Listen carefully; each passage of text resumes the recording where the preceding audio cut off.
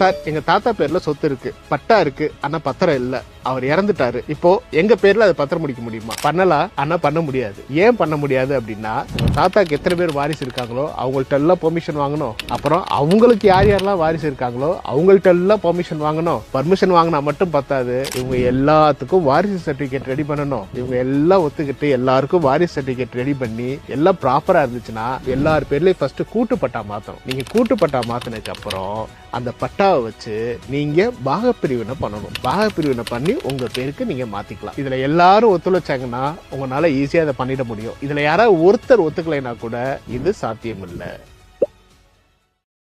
ஐயா, பத்திரம் என் பேர்ல தான் இருக்கு, ஆனா பட்டாவுல 10 பேர் கூட்டு பட்டாவா இருக்கு. இந்த இடத்தை விற்க முடியுமா? அட என்னமா நீங்க, பத்திரம் உங்க பேர்ல இருந்தாலும் பட்டா கூட்டு பட்டாவா இருந்தா மத்த 10 பேரோட கையெழுத்து இல்லாம அந்த இடத்தை உங்களால ஒண்ணும் பண்ண முடியாது. உங்க பணம் கோவிந்தாதான். இதற்கு ஒரே வழி உட்பிரிவு செய்து தனிப்பட்ட பெறுவது. ஆவணப்பதிவு செய்ய திண்டுக்கல் மோஸ்கா டாக்குமெண்டேஷன் ஆலை கூட்டப்பட்ட சிக்கி இருக்கும் உங்கள் நண்பர்களுக்கு இதை உடனே ஷேர் பண்ணுங்க. பட்டா எப்படி வெரிஃபை பண்ணணும்னு சொல்லி 1 மினிட்ல சொல்றேன். வீடியோவை மிஸ் பண்ணாம சேவ் பண்ணி நோட் பண்ணிக்கோங்க. பட்டால ஓனர் பேரு அண்ட் ஓனரோடைய அப்பா பேரு கரெக்டா இருக்கான்னு செக் பண்ணிக்கோங்க. அடுத்தது patta number, subdivision number, survey number, இது எல்லாமே கரெக்டா இருக்கான்னு செக் பண்ணிக்கோங்க. உங்க இடம் நஞ்சையா புஞ்சையான்றதை செக் பண்ணிக்கோங்க. உங்க பிளாட்டோட சைஸ் ஒன்னு ஹெக்டார் இல்லனா ஏர்ல இருக்கும். அது சென்டா கன்வெர்ட் பண்ணணும்னா ஏர் இன்டு 2.47ல கன்வெர்ட் பண்ணீங்கன்னா உங்களோட சென்ட் வேல்யூ தெரிஞ்சிடும். உங்க சென்ட்டை ஸ்கொயர் ஃபீட்ல மாத்தணும் அப்படின்னா சென்ட் இன்டு 435 மல்டிப்ளை பண்ணீங்களா உங்களோட ஸ்கொயர் ஃபீட் தெரிஞ்சிடும். இதுல இருக்க எல்லா டீடைல்ஸுமே உங்க சேல் டீடோடைய மேட்ச் ஆகுதான்றதை செக் பண்ணிக்கோங்க. பட்டா எப்படி அப்ளை பண்றதுன்னு தெரியுமா? அல்ல டிஸ்பியூட் இருந்துச்சுன்னா எப்படி சால்வ் பண்றதுன்னு தெரியுமா? பாப்போம் வாங்க. நான் அட்வொகேட் கால்வின் ஜோன்ஸ். பட்டான்றது லேண்ட் ரெக்கார்ட் டாக்குமெண்ட். இந்த டாக்குமெண்ட் என்ன வெரிஃபை பண்ணணும்னா ஓனரோட name, survey number, land type, whether வெட்லேண்டா ட்ரை லேண்டா.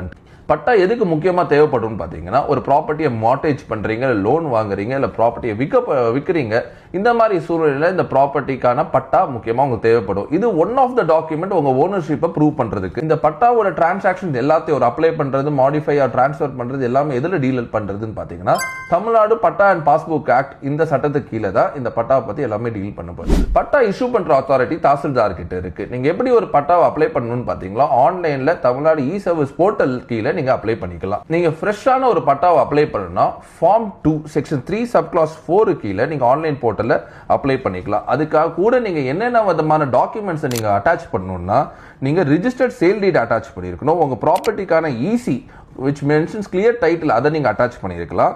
உங்களுக்கு proof of possession such as EB bill, gas bill, அந்த மாதிரி டாக்குமெண்ட்ஸையும் அட்டாச் பண்ணிக்கலாம். உங்க ஐடென்டிட்டியான ஆதார் கார்டோ ஓட்டர் ஐடியோ அது கூட அட்டாச் பண்ணியிருக்கலாம்.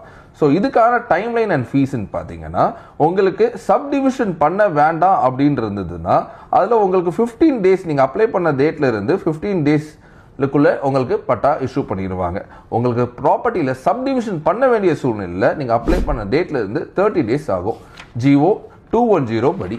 ஸோ இது மட்டும் இல்லாமல் உங்களுக்கு பட்டாக்கான ஃபீஸ் எவ்வளோன்னு பார்த்தீங்கன்னா ₹100 300 ஆகும். ப்ராப்பர்ட்டி இன்னொருத்தவங்க பேர்லேருந்து நீங்கள் வாங்கியிருக்கீங்கன்னா அப்போ நீங்கள் டிரான்ஸ்ஃபர் பண்ணுறதுக்கோ ஆர் இஃப் இன் கேஸ் ஒரு மாடிஃபிகேஷன் உங்கள் பேர் தப்பாக எதாவது என்ட்ரியில் ஆயிருக்குன்னா செக்ஷன் 10 கீழே நீங்கள் அப்ளை பண்ணணும். இதில் உங்களுக்கு பட்டாவை டிரான்ஸ்ஃபர் பண்ணியும் கொடுத்துருவாங்க. If in case name change ஏதாவது கரெக்ஷன்ஸ் இருந்துச்சுன்னா அது மாடிஃபை பண்ணியும் கொடுக்கப்படும். இந்த சூழ்நிலையில் தாசில்தார் உங்கள் லேண்ட் அண்ட் அதர் டாக்குமெண்ட்ஸை வெரிஃபை பண்ணி எல்லாமே கிளியரா இருக்கிற சூழ்நிலையில் உங்களுக்கு பட்டா இஷ்யூ பண்ணிடுவாங்க. லேண்ட் ஏதாவது டிஸ்பியூட் இருந்துச்சுன்னா தாசில்தார் ரிஜெக்ட் பண்ணிடுவாங்க. அவர் வித்தவங்க பேர்ல பட்டா நேம் இல்லாம இருந்திருக்கலாம், ஆர் உங்க பட்டா நம்பர்ல வேற சர்வே நம்பர் ஏதாவது ரிஃப்ளெக்ட் பண்ணிக்கலாம். இந்த மாதிரி நிறைய ரீசன்ஸ்க்காக தாசில்தாரால ரிஜெக்ட் பண்ண முடியும். அந்த மாதிரி ஒரு ரிஜெக்ஷன் ஆர்டருக்கு கீழே நீங்க within a period of 30 days RDO கிட்ட ஒரு அப்பீல் ஃபைல் பண்ணலாம். ஆர்டிஓ அப்பீல்ல உங்களுக்கு ஜஸ்டிஃபைபிளான டாக்குமெண்ட்ஸ் நீங்க கொடுத்து ஆர்டிஓ கன்வின்ஸ் ஆனாங்கன்னா உங்களுக்கு பட்டா இஷ்யூ பண்ணுவாங்க. அதர்வைஸ் ஆர்டிஓவும் தாசில்தார் மாதிரி உங்களுக்கு பட்டா இஷ்யூ பண்றது ரிஜெக்ட் பண்ணிடுவாங்க.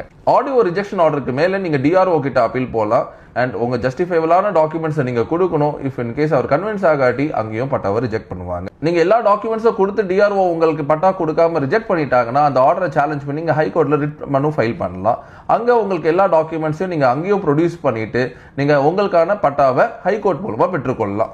லாஸ் பவர்ஃபுல் வெப்பன் எல்லாம் தெரிஞ்சுக்கோங்க. என்ன ஃபாலோ பண்ணுங்க.